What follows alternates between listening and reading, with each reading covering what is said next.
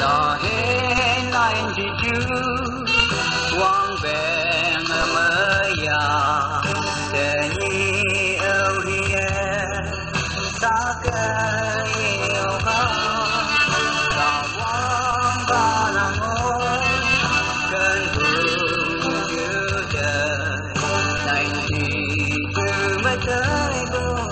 từ đây vậy đêm khi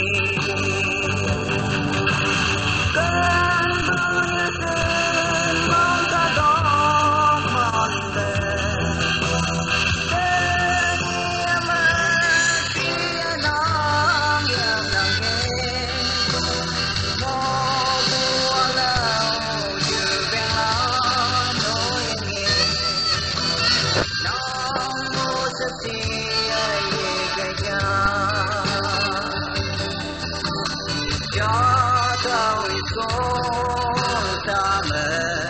để mò đầu đi gần mưa nhớ ít con đầy bay ya cần như giờ trái mà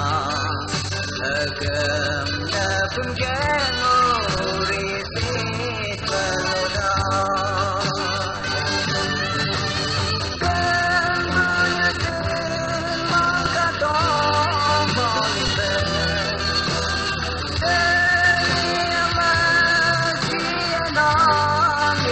Ghiền Mì Gõ để không bỏ lỡ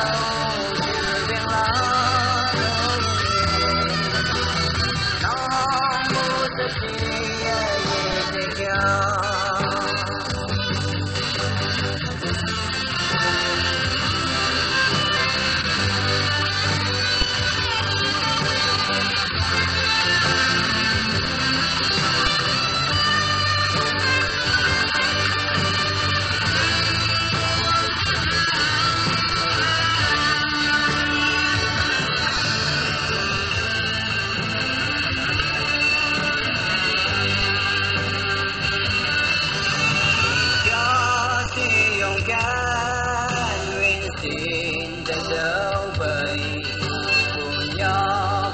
hấp dẫn.